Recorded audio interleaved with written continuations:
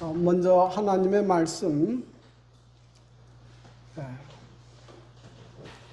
창세기 3장 16절부터 19절 있는 말씀 가운데 제가 한 절만 읽겠습니다. 창세기 3장 19절,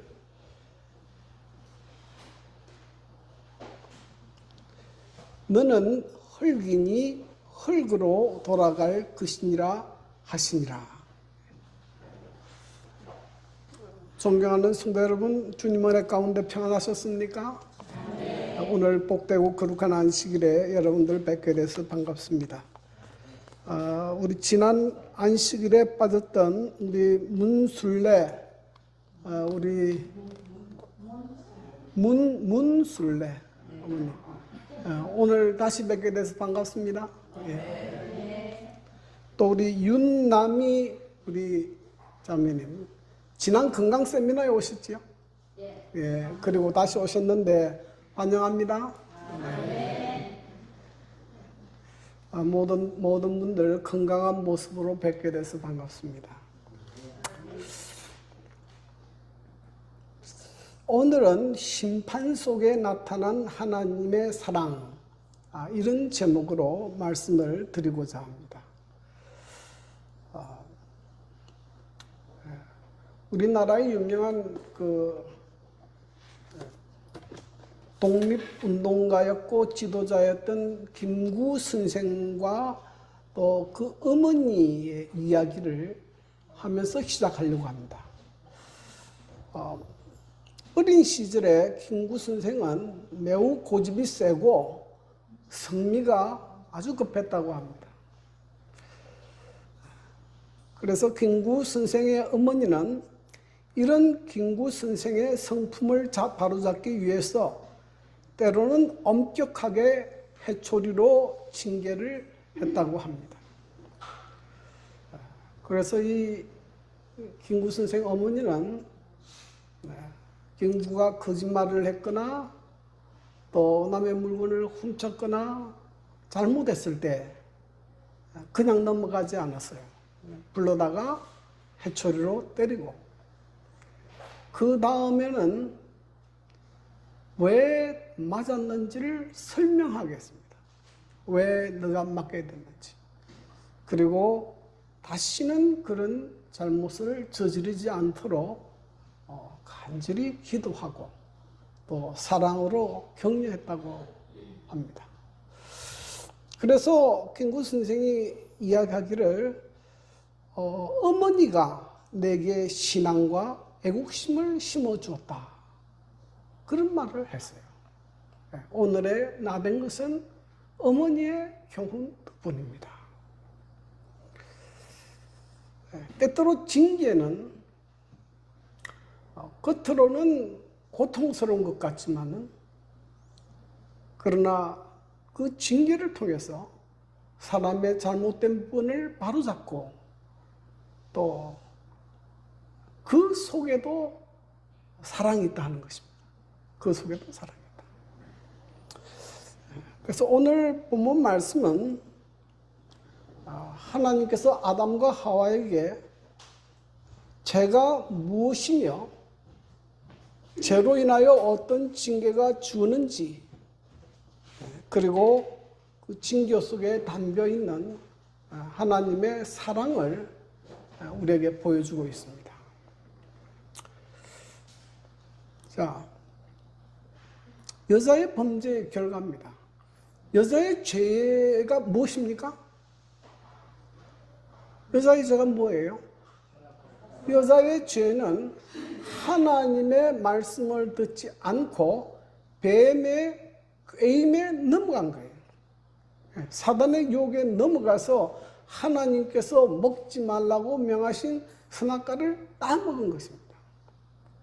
자, 그 죄로 인해서 하나님께서 무엇을 벌을 내렸는가 하면 이런 벌을 내렸어요. 창세기 3장 16절, 또 여자에게 이르시되 내가 내게 임신하는 고통을 크게 더하리니 내가 수고하고 자식을 낳을 것이며 너는 남편을 원하고 남편은 너를 다스릴 것이니라 하시고 그래서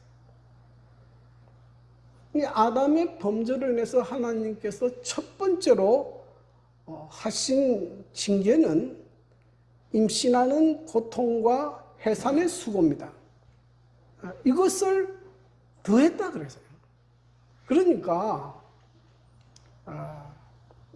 이 인간이 자녀를 출산할 때에 아마 약간의 고통은 있었던 것 같아요. 그런데 이것을 더했습니다. 그래서 다른 동물은 새끼를 낳을 때 그렇게 고통을 느끼지 않아요. 소가 새끼를 낳거나 말이 망아지를 낳거나 새들이 새끼를 낳거나 그렇게 고통을 안 느낍니다. 또 새끼를 놓으면 새끼가 금방 털고 일어나요. 근데 사람은 굉장한 통증을 느낍니다. 그래서 사람이 느끼는 통증 가운데 가장 큰 통증이 불에 타는 통증이라 그래요. 인간의 최고의 고통을 10이라 그러면 불에 타는 고통은 9에서 10이 됩니다. 그 다음에 두 번째 고통은 손과 발가락 이런 것들이 이렇게 딱 잘려나가는 고통, 단절의 고통. 이게 순간적인 고통이죠. 이것도 굉장한 고통입니다. 그 다음에 고통이 뭐냐면은 해산하는 고통이라 그래요. 그래서 남자들은 모르지만은 여자들은 다 이런 고통을 겪고 뭘 얻습니까? 자녀를 생산합니다. 자녀를 생산하고 나면 아이를 키울 때 너무 행복해서 뭘 잊어버려요? 그 고통을 잊어버려요. 또 아이를 놓고 하죠. 근데 여기서 좀 살펴보려고 하는 것은 하나님께서 왜 이런 고통을 더하게 하셨을까? 그 이유가 뭐냐 이거죠. 성경에 이런 해산의 고통을 비유하는 몇 가지가 나옵니다. 그 첫 번째가 영혼 구원의 고통을 이야기합니다. 갈라디아 4장 19절 나의 자녀들아 너희 속에 그리스도의 형상을 이루기까지 다시 너희를 위하여 뭐하노라? 해산하는 수고를 하노니 그래서 복음을 전하고 영혼을 구원하는 데는 뭐가 있다? 해산하는 고통이 있다 하는 거죠. 제가 이것을 쭉 조사를 해보다가 보니까 첫 번째는 환경적인 어려움이 있어요. 우리나라 같은 경우에는 이 종교의 자유가 보장돼서 전도하는 데 문제가 없지만은 중국에 가거나 북한에 가서 전도하면 성경책을 가지고만 있어도 사형당합니다. 이슬람 같은 데도 이 기독교를 믿게 되면 집에서 쫓겨나고 또 큰 어려움을 당하게 돼요. 이런 환경적인 어려움이 있습니다. 우리나라는 환경적인 어려움은 없어요. 얼마든지 자유롭게 견도할 수 있죠. 그 다음에 두 번째는 이 복음을 전하는 것도 어려움이 있어요. 왜냐하면 사람들은 각기 자기가 믿고 있는 종교가 있지 않습니까? 뭐라도 믿어요. 나무를 믿든지, 하늘을 믿든지, 다 믿어요. 근데 그것이 잘못됐고, 천지를 창조하신 하나님이 참신이다. 그리고 우리는 범죄했고, 예수를 믿어야 구원을 얻는다. 가르치는데, 이것을 믿고 받아들이는 것이 쉽지가 않아요. 그래서 한 번 전도하면 믿느냐? 그런 일은 없어요. 생명이 자라는 데는 뭐가 필요하다고요? 시간이 필요해요. 시간이 필요해요. 그래서 우리가 지금 전도한다고 해서 당장 표가 나지 않을지라도 그것이 나중에 그 생명의 씨앗이 잠복해서 언젠가는 결실할 수 있어요. 그래서 우리가 복음을 전해야 됩니다. 그리고 씨앗이 자라려면 뭐가 필요합니까? 계속적인 사랑과 돌봄이 있어야 합니다. 있어야 합니다. 절대로 그 저절로 자라지 않아요. 그리고 인내해야 됩니다. 그래서 인내심이 없으면 영혼구원을 잘 못해요. 어떤 사람은 영혼구원을 아주 쉽게 생각합니다. 그런데 그렇지 않아요. 반드시 해산의 고통이 있습니다. 엄청난 고통이 있어요. 그런데 그거를 참고 인내하는 훈련이 돼야 뭐가 일어납니까? 영혼구원의 열매를 맺게 되어 있어요. 자, 그런데 그렇게 힘든 일을 왜 하느냐? 이게 사도 바울의 고백이에요. 사도 바울이 말하기를 데살로니가전서 2장 19절 우리의 소망이나 기쁨이나 자랑의 면류관이 무엇이냐? 그가 강림하실 때 우리 주 예수 앞에 뭐가 아니냐? 너희가 아니냐? 만약에 우리가 전도해서 그 사람이 예수를 믿고 구원을 얻고 영원한 천국에 들어가게 되면 거기서 그 사람을 만나게 되면 그것보다 더 큰 기쁨은 없죠. 그렇지 않습니까? 우리가 하늘나라에 가서 뭘 자랑하겠습니까? 뭐 그거 가서 돈 자랑하겠습니까? 거기서 자랑할 수 있는 것은 뭐밖에 없어요? 우리를 통해서 구원 얻은 영혼들, 그거 외에는 자랑할 것이 없어요. 예수님께서 그 사람들의 머리에다가 그 면류관을 씌우고 표를 달아준다. 그렇게 연애신에 표현된 것도 있습니다. 그래서 한 사람이 회개하고 진리를 발견하고 예수를 믿고 구원 얻는 것을 보면 그 기쁨 때문에 뭘 잊어버립니까? 그동안에 수고하고 고생하고 힘들었던 것들을 싹 잊어버려요. 싹 잊어버려요. 그래서 바울은 영혼을 구원하는 고통을 뭐라고 했다고요? 해산의 고통이다. 그렇게 표현했습니다. 그 다음에 또 하나 있는데 그것은 예수님의 십자가의 고통이에요. 예수님께서 이렇게 말씀하셨습니다. 요한복음 16장 21절 여자가 해산하게 되면 그 때가 이르렀으므로 근심하나 아기를 낳으면 세상에 사람 난 기쁨으로 말미암아 그 고통을 다시 기억하지 아니하느니라. 예수님께서는 자기의 십자가의 고난과 죽음을 뭐에 비교했다고요? 여인들의 해산의 고통을 비교했다. 여러분, 예수님께서 이렇게 돌아가실 때 마지막에 한 군인이 옆구리를 탁 찔렀는데 뭐가 나왔습니까? 피한물이 나왔어요. 그래서 이것은 흔히 많은 학자들은 예수님은 심장이 파열돼서 돌아가셨다. 그렇게 표현합니다.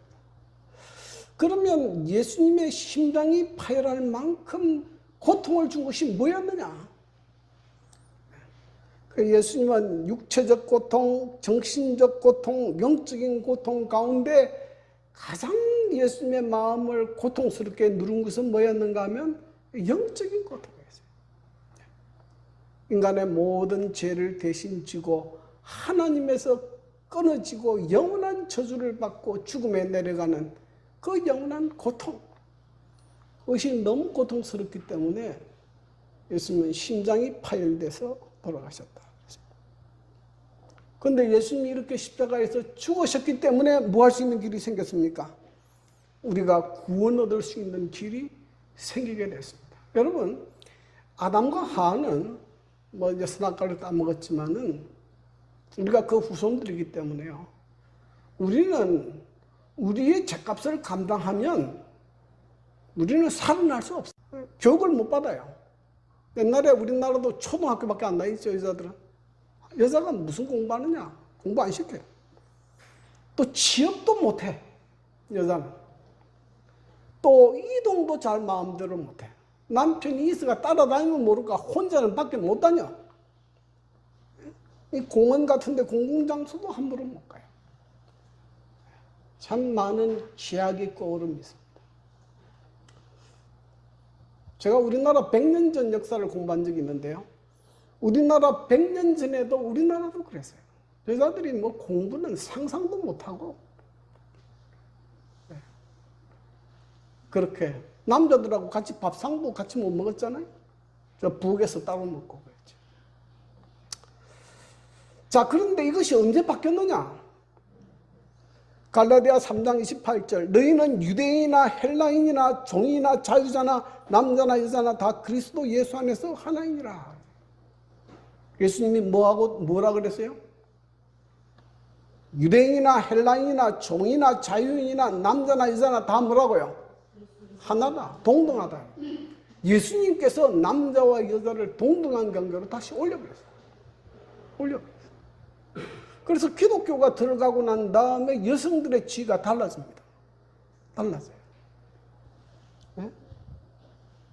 우리나라 최초의 이화여대에 입학생이 없어서 제일 처음 공부하러 들어간 사람은 어떤 사람의 첩이었습니다. 그 당시 여자들을 공부를 안 시키니까 아무도 못 갔어요. 그런데 이 부잣집 양반의 첩이니까 너는 먹고 살 것도 없으니까 가서 공부나 하라고 보낸 게 이화여대 입학생의 첫 입학생이에요. 근데 기독교인이 와서 가르치고 공부시켜서 바꿔버렸어요. 자, 그러나 기억하십시오. 성경은 어떻게 설명하는가 하면 이렇게 설명합니다. 고린도전서 11장 3절 남자의 무리는 누구요? 그리스도요. 여자의 무리는 뭐라? 남자라. 에베소 5장 23절 남편이 아내의 무리됨이 그리스도께서 교회의 무리됨과 같으니라. 여전히 성경은 가정에서의 가장은 누구라고 이야기합니까? 남편이에요. 남자예요. 근데 여기서 머리라고 하는 것은 억압하고 누르는 것이 아니고 섬기고 봉사하는 거예요. 여러분 이 예수님께서 우리에게 가르쳐 주신 리더십은 지도자는 섬기고 봉사하는 사람이지 다른 사람을 억압하고 억누르는 것이 아니에요. 그래서 남편이 아내를 막 억눌러도 된다 그런 뜻 아니에요. 여기 보십시오. 베드로전서 3장 7절 남편들아 이와 같이 지식을 따라 너희 아내와 동거하고 그를 더 뭐요? 연약한 그릇이요 생명의 은혜를 함께 이어받을 자로 알아 뭐 여기라? 귀히 여기라. 이 성경이 가르치는 거예요. 여자들은 연약한 그릇입니다. 저도 딸이 둘이 있는데요. 조금만 말을 잘못하면 삐집니다. 이 상처를 너무 빨리 받아요. 남자들은 뭐 그런 게 없는데 여자들은 받아요. 그래서 여자들은 정말 부드럽게 다뤄야 돼요. 그리고 여자들도 뭡니까? 생명의 은혜를 함께 이어받을 자예요. 그리고 귀히 여기라. 남편들이 아내를 귀히 여기고 사랑하고 보호하면 아내들이 어떻게 하겠습니까? 남편을 더 떠받들지 않겠어요? 그런데 이제 이게 잘 안 되니까 가정에 문제가 많이 생겨요. 그런데 하나님께서 어쨌든 여성들이 구원 얻기에 가장 좋기 때문에 이것을 만드신 거예요. 그래서 가정의 무리는 누구요? 남편이고 아내는 조력자입니다. 조력자. 그래서 언제나 남편을 이렇게 가정에서 세워주는 것이 필요해요. 이것이 범죄한 결과입니다. 그 다음에 아담의 죄의 결과예요. 자, 아담의 죄는 뭐냐? 창세기 3장 17절 아담에게 이르시되 내가 내 아내의 말을 듣고 내가 내게 먹지 말라 한 나무의 열매를 먹었은즉 땅은 너로 말미암아 저주를 받고 너는 내 평생에 수고하여야 그 소산을 먹으리라. 아담의 죄는 무엇입니까? 네. 아내의 말을 듣고 내가 내게 먹지 말라 한 나무 열매를 먹었은즉 그랬어요. 아내의 말을 들어야 됩니까? 듣지 말아야 됩니까? 들어야 돼요? 듣지 말아야 돼요? 우리 집사람이 자주 쓰는 말이 아내의 말을 잘 들으면 자다가도 떡을 먹는다. 아내의 말도 들어야 돼요. 지혜로운 말, 적절한 충고는 들어야 되지만은 그 말이 뭐하고 맞지 않으면, 하나님의 뜻과 맞지 않으면 거절할 줄 알아야 돼요. 거절할 줄 알아야 돼요. 이거는 남편도 마찬가지예요. 남편의 말이 아무리 남편이 강하게 주장하더라도 그 말이 누구의 말과 맞지 않으면, 하나님의 말씀과 맞지 않으면 거절할 줄 알아야 돼요. 그런데 아담은 이것을 못했어요. 이 말이 하나님의 말씀의 그 뜻하고 틀린 줄 알고도 그것을 막아요. 그것이 아담의 죄예요. 아담의 죄. 성경에 보면 그런 경우가 굉장히 많이 나와요. 여기 뭐 대표적인 사례 하나는 났지만은, 아브라함도 아내 사라 말 듣고 뭐 했습니까? 하갈하고 결혼했어요. 네. 그 애굽 여자 하갈하고 결혼했는데, 그것 때문에 뭐가 나왔습니까? 이스마엘이 나왔고, 그것 때문에 지금 그 중동의 이슬람 계통은 전부 이스마엘 자손 아니에요? 그러니까 이스마엘하고 이스라엘하고 싸우는 건 뭡니까? 이복 형제끼리 싸우는 것이 이게. 네. 만약에 사라가 그런 충고를 안 했으면 그 가정에 이런 풍파가 없었을 것인데, 네. 아브라함이 실수로 아내 말을 듣고 그냥 결혼하는 바람에 생긴 거예요. 그래서 여러분, 이 부부간에 서로 존중하고 다 조언이 필요하지만 그것이 하나님의 뜻에 맞는지 분별할 줄 알아야 합니다.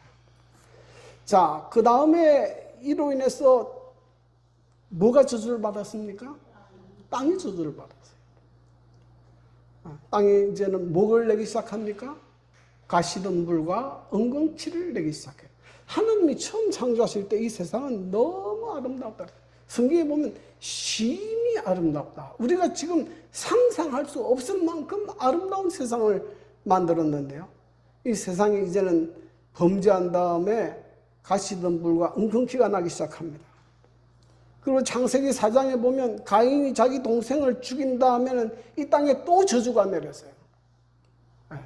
그 성경에 보면은 땅이 다신 그 효력을 내게 주지도 아니할 것이다. 땅에 뭘 심었는데 열매도 잘 안 열린다 이 말이죠. 그 다음에 창세기 6장, 7장, 8장을 보면 노아의 홍수로 인해서 이 땅이 다시 완전히 또 파괴돼요. 파괴돼요. 그래서 성경을 가만히 읽어보면 이 땅의 사람의 상태가 어떠냐에 따라서 그 땅이 복을 받기도 하고 저주를 받기도 해요. 그 사람들이 악하면 그 땅이 저주를 받아요. 저주를 받아요. 네. 여러분, 하나님께서 이스라엘 백성에게 하신 말씀이 있는데요. 이게 뭐냐면 신명기 28장 23절인데 이것은 이스라엘 백성이 불순종할 때 어떻게 될 것인가 말하는 거예요. 내 머리 위에 하늘은 노시되고 내 아래의 땅은 철이 될 것이다. 네. 비가 안 올 거다 이 말이에요. 그런데 하나님께서 이스라엘 백성을 가나안 땅으로 인도할 때에는 그 땅이 무슨 땅이었습니까? 젖과 꿀이 흐르는 땅이었고 포도송이 하나를 뭐 할 만큼? 두 사람이 짊어지고 올 만큼 비옥한 땅이었는데 지금은 이스라엘 가보세요. 비가 내리지 않아서 박토입니다. 아주 메마른 사막이에요. 그 땅에 어떤 사람이 사느냐 참 중요합니다. 이 김순근 박사라는 분인데 이분은 경북대학교 농가학장을 하다 은퇴하신 분인데 이분은 옥수수 종자 개량을 해서 기아 문제를 해결하겠다. 특히 북한에 뭐 굶어 죽어 가니까 이 옥수수를 잘 종자 개량해서 옥수수가 굉장히 많이 열리기 위해서 이 북한의 식량 사정을 좀 해결해야 되겠다 싶어서 이걸 가지고 북한으로 갔어요. 이건 직접 갔습니다. 가서 옥수수를 심었는데 남한에서는 그렇게 잘 되는 옥수수가 북한에 가니까 열리지를 않아요. 열리지를 않아요. 네. 여러분, 그 사람이 악하면요, 아무리 농사를 지어도 결과가 없어요. 결과가 없어요. 자, 그래서 여기 오늘 본문에 보면 수고하여야 그 소산을 먹으리라 그랬어요. 여러분, 사람이 하나님이 처음 창조할 때 일을 했겠습니까? 안 했겠습니까? 네? 이게 여호와 하나님이 그 사람을 이끌어 에덴 동산에 두어 그것을 뭐하며? 경작하며 지키게 하시고, 이 경작한다는 말이 원어를 보면 일한다는 뜻이에요. 그러니까 사람은 처음부터 일을 통해서 보람과 기쁨을 느끼도록 창조했어요.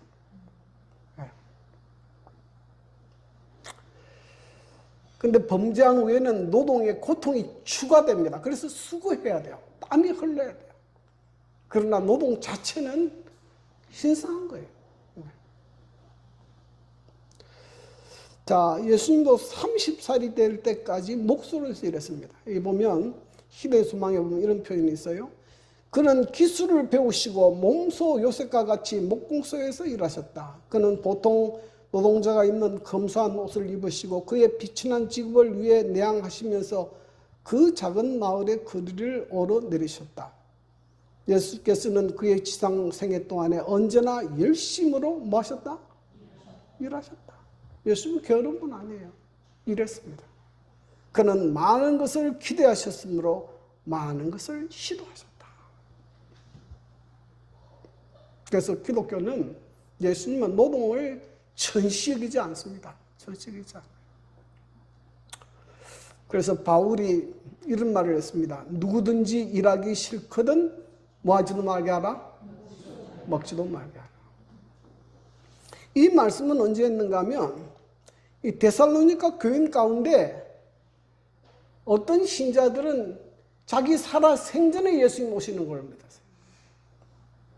이제 내 생전에 예수님 오실 것인데, 이제 조금 있으면 예수님 오실 것인데, 이래서 뭐하나? 열심히 기도하고 성경 공부를 하지. 일 필요 없다. 뭐 이런 거 할 필요 없다. 그래서 들어가서 기도만 하고 아무 일도 안 해요. 근데 그러면 무슨 문제가 생깁니까? 아니, 기도만 하고 성경만 읽어도 배는 고파요. 시간이 지나면. 맞습니까? 틀립니까? 맞죠. 그러니까 남의 집에 가서 뭡니까? 형제여 우리 나눠 먹읍시다 하고 뭡니까? 자꾸 남의 집 걸 뺏어 먹어. 그런데 교회에 문제가 생긴 거예요. 그래서 바울이 이렇게 이야기한 거예요. 예? 누구든지 일하기 싫거든 먹지도 말게 하라. 일하라는 거예요. 왜 일하지 않고 남의 걸 갖다가 자꾸 갖다가 빌려 먹고 그렇게 하냐. 남한테 폐를 끼치느냐. 여러분, 예수님께서 비유 가운데 재림과 관련한 비유를 말씀하셨어요. 마태복음 24장 40절 41절. 그때 두 사람이 밭에 있으며 한 사람은 데려가고 한 사람은 버려둠을 당할 것이요 두 여자가 맷돌질을 하고 있으며 한 사람은 데려가고 한 사람은 버려둠을 당할 것이니라. 여기 보니까 예수의 재림을 맞이했는데 다 뭐 하다가 맞이했습니까? 다 담배다가 만나고 맷돌질하다 만났어요. 이 기도하다 만난 사람 하나도 없어요. 여러분, 성경 가운데 예수님 재림할 때 기도하는 중에 만난 사람 하나도 없습니다. 전부 다 무슨 일 하고 있어요? 자기가 평소 하던 일을 하고 있어요. 예? 그러니까 우리가 언제 예수님을 맞이하는가 하면 우리가 평소 하는 일을 하다가 예수님 맞이한다는 거예요. 그런데 어떤 사람은 데려감을 당하고 어떤 사람은 왜 버려둠을 당했는가? 무슨 차이입니까? 무슨 차이예요? 한 사람은 영적으로 깨어있고 예수의 재림을 준비하면서 자기를 했고, 한 사람은 뭐예요? 먹고 살아야 되니까 일만 하자고 죽자고 일만 했고, 그 차이예요. 그 차이예요. 그래서 여러분, 이 두 가지 오해를 하면 안 되는데요. 하나는 예수님을 믿는다고 해서 영적인 일만 중요하고 육신의 일은 필요하지 않다고 생각하는 것도 아주 잘못된 일이에요. 그것도 중요해요. 반면에 육신의 일은 중요하고 영적인 일은 좀 소홀히 해도 된다고 생각하는 것도 잘못된 것이에요. 이 두 가지가 조화가 이루어져요. 조화가 이루어져요. 그래서 우리가 우리를 불성실하게 하라는 게 아니에요. 성실하게 해야 되지만은, 그러나 영적인 일에 관심을 두고 준비하면서 열심히 일을 해야 돼요. 자, 그런데 왜 하나님께서 이 수고하고 땀을 일하라고 하셨는가? 더 중요한 이유가 있습니다. 여기 있습니다. 자, 에스겔 16장 49절에 보면, 내 아우 소돔의 죄악은 이러하니 그와 그의 딸들에게 교만함과 음식물의 풍족함과 태평함이 있으며. 소돔과 고모라가 어떤 도시입니까? 너무 도덕적으로 타락해서 하늘에서 불이 내려와서 태워버린 도시인데, 이 도시의 죄악에 대해서 설명하는 거예요. 그 도시의 죄악은 교만함과 음식물의 풍족함과 태평함이 있었다 그랬어요. 이 태평함이 뭐냐고 찾아보니까 이렇게 나옵니다. 평안하고 안일하고 번영에서 오는 뭐라고요? 나태함이에요. 먹을 것이 풍부하고 편안하니까 일 안 해. 그냥 맨날 노는 거지. 자, 보십시오. 사람은 먹을 것이 풍부하고 여유가 있으면 그 생각의 방향이 어디로 흐른다고요? 좋은 일을 해야 되다 그런 생각 안 합니다. 뭐로 흐릅니까? 죄의 방향으로 흘러요. 그래서 소돔 사람들이 먹을 것 풍부하고 배부르니까 무슨 생각했습니까? 하다가 그 동성연애가 거기서 나온 거예요. 할 짓이 없으니까. 역사에서 보면 로마의 황금시대라는 게 있어요. 기원전 27년부터 AD 880년까지인데 이때는 한 200년간을 평화의 시대입니다. 로마가 온 세계를 지배하고 그때는 전쟁도 없어요. 근데 원래 이 로마 민족은 매우 부지런하고 건실한 민족이었어요. 근데 이렇게 평화가 찾아오니까 이제는 일할 필요를 못 느꼈어요. 왜냐하면 그 잡아온 노예들한테 일을 다 시키면 돼. 집집마다 노예가 많으니까 농사 짓고 있으면 전부 노예들 다 시켜. 그러니 먹고 배부르고 할 일이 없어요. 그래서 그들이 뭘 했는가 하면 콜로시움을 이제 건축했는데, 로마에 가면 콜로시움 문형 경기장이 있습니다. 그걸 지어가지고 뭘 했느냐? 잡아온 노예들 붙들어 가지고 칼로스로 죽이는 시합을 하게 했어요. 검투 시합. 그게 스포츠예요, 스포츠. 그래서 이 사람이 저 사람을 죽이면 야 잘한다. 마치 우리나라 요즘에 축구 보는 것처럼. 축구 보면 나는 축구 보고 그 골 넣었는데 그 뭐하러 박수를 치는지 나는 잘 모르겠지만은 그거를 일단 뭐 돈을 뭐 몇십억씩 주고 그래요. 근데 나 이제 인기 스포츠지요. 근데 이 사람 당시에 스포츠는 그게 스포츠예요. 아니면 사자나 호랑이 갖다 놓고 사람 잡아먹게 하는 거. 이게 스포츠예요, 그게. 그 사람들이 그걸 보면서 열광적으로 춤을 추고 이러다가 망한 거예요. 그래서 여러분, 사람이 할 일 있고 열심히 일하는 것은 그건 하나님의 축복이에요. 하나님의 축복입니다. 저는 저 경험담에 써놨는데, 저희 아버지는 목수였어요. 목공소를 했는데, 그 일이 힘들지 않습니까? 일이 참 힘들어요. 그러니까 내가 고등학교 1학년 때인데, 일요일만 되면 나보고 와서 도와달라 그래요. 내가 나가면 인건비 하나 줄일 수 있으니까. 그러니까 다른 애들은 다 노는데 나는 아버지 목공소 가서 그 일을 도왔어요. 근데 너무너무 하기 싫은 거예요, 속으로는. 너무너무 놀고 싶은데 왜 아버지가 나한테 이런 걸 시키느냐. 왜 아버지가 나한테 이걸 시켜? 근데 지금 생각해 보니까 너무 감사해요. 네. 그때 일을 하면서 뭘 배웠습니까? 성실한 것도 배웠고, 책임감도 배웠고, 인내하는 것도 배웠고. 그렇게 하면서 뭐 하지 않아요? 죄를 짓는 것으로부터 보호하고. 그래서 여러분, 일하는 것은 창피한 거 아니에요. 네? 여러분, 목사님이 설교하는 것만큼 장 집사님이 공사장에 가서 일하는 것도 거룩한 거예요. 똑같은 거예요. 귀하게 봅니다. 그래서 여러분, 왜 하나님께서 수고하고 땀을 일하겠는가? 그 일을 통해서 우리가 죄로부터 보호하고 다시 우리가 하나님께서 원하시는 그러한 인품으로 바꾸기 위해서 그렇게 일을 시키게 된 거예요. 여기 보면 정로의계당 9페이지에 이런 말이 있습니다. 성경에 기록하였으되 땅은 너로 인하여 저주를 받았다고 하였다. 가시덤불과 웅큼키 사람의 생애를 괴롭게 하고 근심케 하는 고난과 시련도 제가 빚어낸 영락과 태폐에서 사람을 구원하시는 하나님의 경륜에 필요한 훈련의 한 부분으로 사람의 유익을 위하여 뭐한 것이다? 마련된 것이다. 때때로 우리의 삶에 시련이 있고 고난이 있으면 너무 우리는 괴롭다고 생각하지만 그런 과정을 거치면서 우리가 어떻게 됩니까? 우리가 깎이고 변화되고 더 하나님께서 바라시고 기대하시는 품성을 갖추게 된다는 것입니다. 그리고 맨 마지막에 하신 말씀이 너는 흙이니 흙으로 돌아갈지니라 말씀했어요. 이것은 사람은 흙에서 나왔음을 이야기합니다. 그렇죠? 사람은 흙으로 사람을 지었어요. 그래서 사람은 흙에서 나와서 흙에서 난 것을 먹고 흙 속에 사는 것이 가장 건강에 좋다. 흙을 밟고 사는 것이 좋다. 그렇게.